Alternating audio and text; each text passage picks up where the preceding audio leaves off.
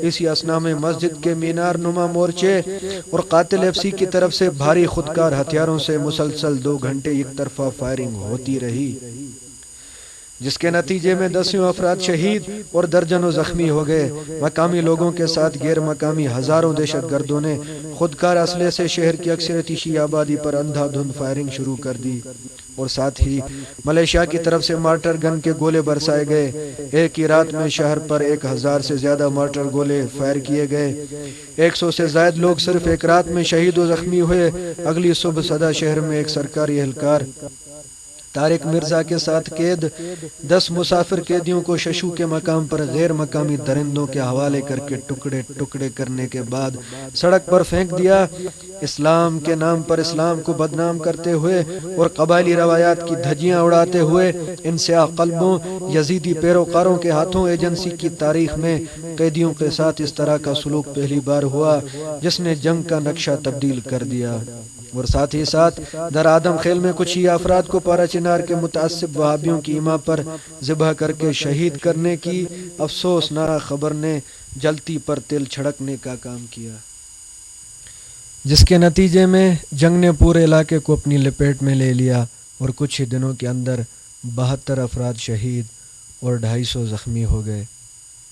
جس کے بعد مقامی متعصب انتظامیہ نے جنگ بندی کروانے کے لیے گن شپ ہیلی کاپٹرز منگوائے، جنہوں نے جنگ بندی کروانے کی بجائے یک طرفہ کارروائی کرتے ہوئے 32 شیعہ جوانوں کو شہید اور آگ کے گولے برساتے ہوئے کئی شیعہ گھرانوں اور مارکیٹوں کو جلاتے رہے۔ اس واقعے کے کچھ روز بعد جنگ بندی ہو گئی اور گورنر کی طرف سے متعین کردہ ہنگو اور اکزئی امن جرگے نے کام شروع کر دیا، مگر صدا کے لٹیروں نے پارا چنار آنے والے چینی اور آٹے کی ٹرکوں اور مسافر کوچ پر حملہ کیا۔ خواتین اور بچوں کو یرغمال بنا دیا گیا۔ چینی اور آٹے کی ٹرکوں کو لوٹنے کے بعد نظر آتش کر دیا اور تاریخ بنی امیہ کو دہراتے ہوئے مسافر کوچ سے یرغمال بنائے ہوئے ایک جوان کو ذبح کر کے اس کا دل نکال کر لاش کو مسلح کیا۔ کئی روز کی مسلسل جدوجہد کے بعد اس گمبھیر مسئلے کا حل نکالا گیا اور کاروبار بھی شروع ہو چکا تھا، مگر ایک ہفتہ بعد پارا چنار کی طرف آنے والے آئل ٹینکرز پر حملہ کر کے 10 افراد کو یرغمال بنایا گیا، جس کے نتیجے میں جوابی کارروائی کرتے ہوئے پارا چنار شہر کے لوگوں کو گرفتار کرنا شروع کر دیا گیا۔ اسی اثنا میں شہر میں موجود ایک وہابی نے ہینڈ گرنیڈ پھینک کر ایک بار پھر جنگ شروع کرا دی۔ دیکھتے ہی دیکھتے جنگ جنگل کی آگ کی طرح پورے علاقے میں پھیل گئی۔ 50 روز کے دورانیے کی اس جنگ میں کئی ایجنسیوں کے طالبان، مقامی نواسب اور طالبان کمانڈر سابقہ گورنر سرحد علی محمد اورکزئی کا سب سے بڑا زور اس بات پر رہا کہ کسی صورت کرم ایجنسی میں پیروکاران اہل بیت علیہ السلام کو ہر پہلو سے ذک پہنچائی جائے، اور قاتل گورنر حکومت پاکستان کی آنکھوں میں دھول جھونکتے ہوئے ایجنسی کے امن کو زیر و زبر کرتے ہوئے مختلف ایجنسیوں بشمول شمالی و جنوبی وزیرستان سے طالبان کو بلاتے رہے۔ علاوہ ازیں ایجنسی کے شیعہ عوام کی طرف جانے والے مختلف روڈوں بالخصوص ٹل پارا چنار ہائی وے کو 50 روز تک مسلسل بند رکھا گیا۔ ادویات اور خوراک کا مسئلہ بنا کر کامیابی حاصل کرنے کی کوشش کی گئی، مگر جس قوم کا صاحب زندہ و قائم ہو تو یہ سارے ہتھ کنڈے ناکام ہو جاتے ہیں۔ ایجنسی کی غیور شیعہ عوام نے سخت سے سخت تر تکالیف برداشت کرتے ہوئے ہر سازش اور طاقت کا مقابلہ کرتے ہوئے قاتل گورنر کے زور کو توڑ کر گورنر اور طالبان کے بھوت کو بوتل میں بند کر دیا۔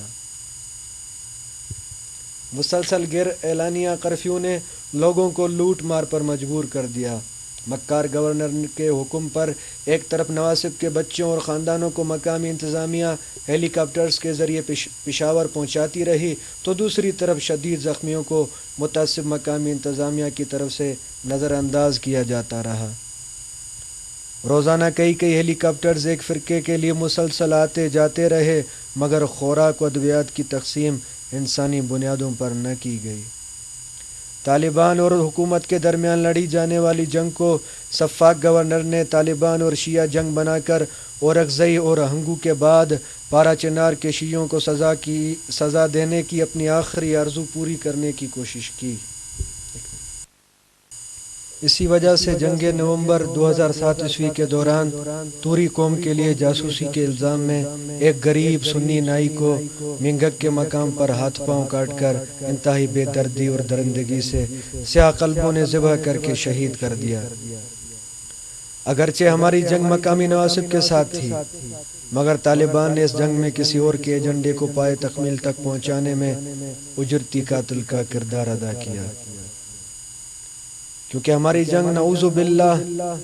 شہادت حسین مرد آباد اور یزیدیت زندہ آباد کہنے والوں سے ہے۔ لہٰذا ہم اہل اسلام کے اتحاد بین المسلمین کے داعی حقیقی علماء سے سوال کرتے ہیں کہ آخر کب تک القاعدہ اور طالبان جیسے نام نہاد جہادی سادہ لوح مسلمانوں کو دھوکہ دیتے ہوئے اسلام کے نام پر قرآن مجید کی آیات اور اللہ اکبر کے نعروں کی گونج میں بے گناہ مسلمانوں کو ذبح کرتے رہیں گے؟ القاعدہ کے سرکردہ رہنما اسامہ بن لادن کو چاہیے کہ پہلے اپنے ہی گھر سے جہاد شروع کرے، کیونکہ لادن خاندان کے بش خاندان کے ساتھ تجارتی پارٹنرشپ ہے، اور یہی اسامہ کہ جس کو سادہ لوح مسلمان امیر المومنین کہتے ہیں، اس کی بھتیجی وفا لادن نیو یارک میں مشہور ماڈل کے طور پر مختصر لباس کے ساتھ کیٹ واک کرتی ہے۔ جہاد کے طور پر فریضہ اسلام سے آشنا کرنا چاہیے۔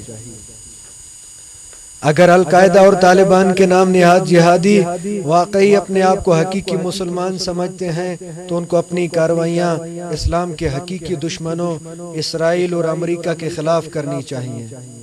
چونکہ کئی عرب ممالک میں جیسے سعودی عرب، اردن، قطر، مسقط، عمان، مصر وغیرہ میں کئی امریکی اور اس کے اتحادیوں کی فوجی چوکیاں اور فوجی اڈے ہیں، اور انہی ممالک کی سمندری حدود میں امریکی جنگی بیڑے لنگر انداز ہیں، جہاں سے ان کے لڑاکا طیارے پرواز کر کے عراق، افغانستان اور پاکستان کے قبائلی علاقوں میں کھلم کھلا دہشت گردی کرتے ہوئے مظلوم مسلمانوں پر بم برساتے رہتے ہیں۔ تو ہم القاعدہ کے اس عربی لیڈر سے یہ گزارش کرتے ہیں کہ جزیرۃ العرب سے علم جہاد